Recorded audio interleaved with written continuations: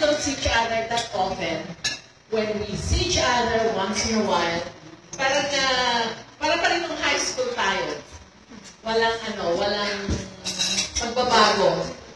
So, I hope sa mga darating pang araw, ang ating samahan ay magiging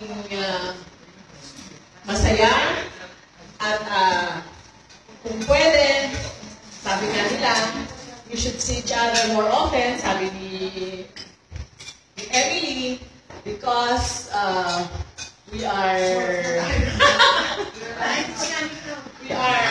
senior ager. Senior ager na tayo. So, although hindi naman halata, di ba? Lalo na si Daisy, look at her. Mukha pa rin model.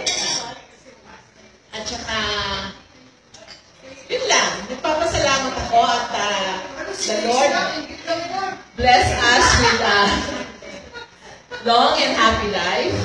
And I am blessed with friends like you who spend my birthday and this very precious moment.